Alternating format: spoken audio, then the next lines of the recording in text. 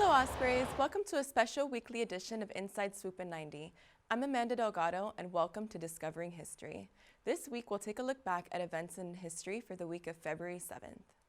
Beginning on February 7th, 1964, the Beatles visit the United States for the first time ever. The group landed in New York days after their first #1 hit, I Wanna Hold Your Hand, debuted in the US.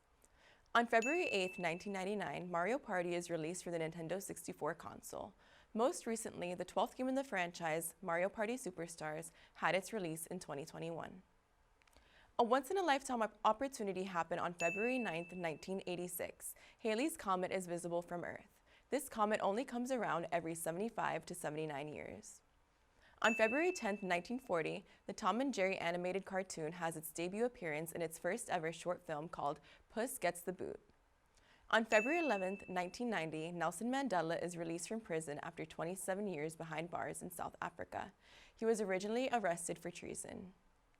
Next, in Quito, Ecuador, on February 12, 1949, an Ecuadorian version of Orson Welles' War of the Worlds airs.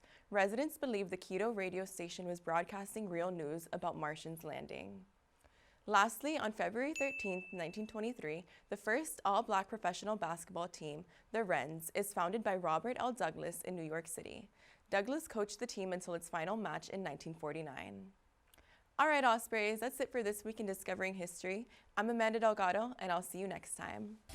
Hello, Ospreys. Welcome to a special weekly edition of Inside Swoop in 90. I'm Amanda Delgado, and welcome to History of the Bizarre.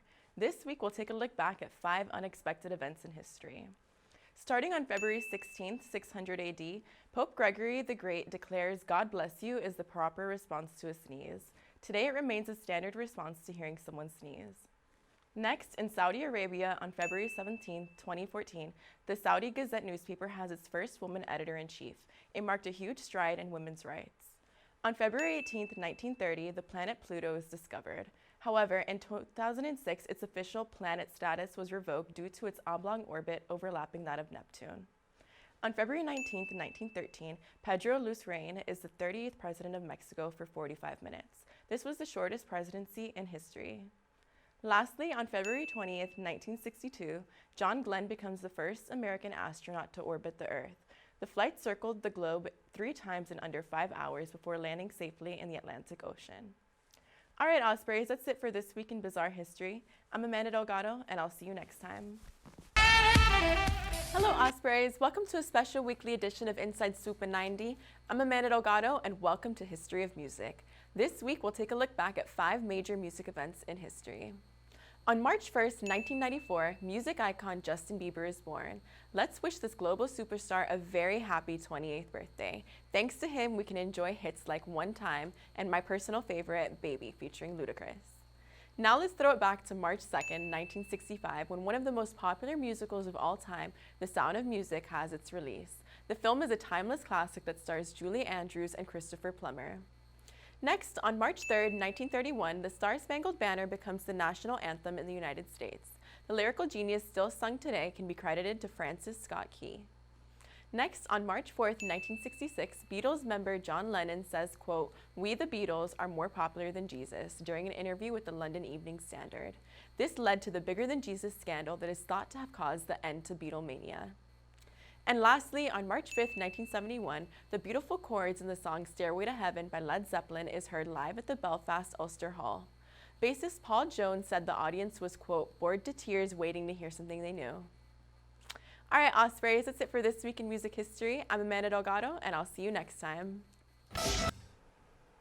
Hey there, Ospreys. Welcome to another School of Communication update with CommConnect.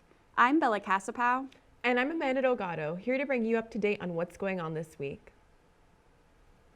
Hey Ospreys, are you wondering about what classes to take during the summer and fall semesters?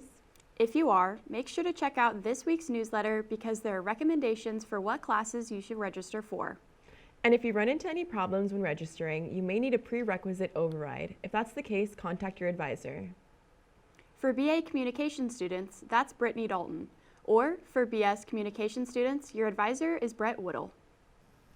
Another course recommendation that offers a global perspective is Global Promotional Strategies. It's available during Summer A and counts as a major elective for advertising and PR students, or a free elective for all other communication students.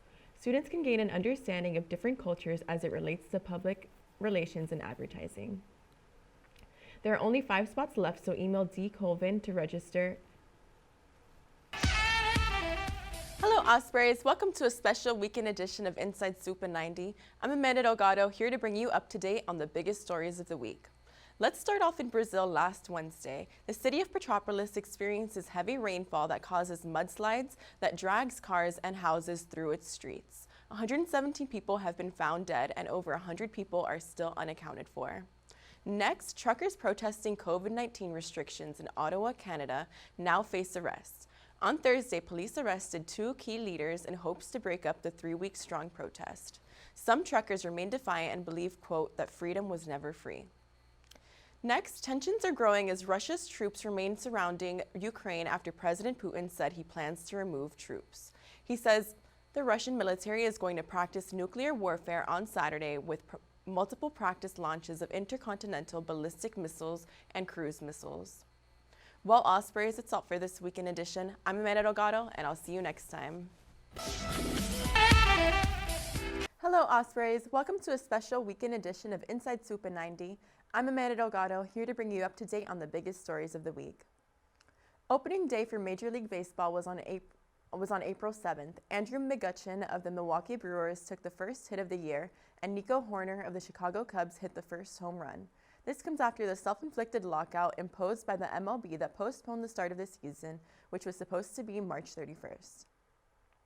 In eastern Ukraine on Friday, April 8th, a missile hit a crowded train station that was a known evacuation point for civilians. According to AP, the Office of Ukraine's Prosecutor General said 4,000 civilians were around the station.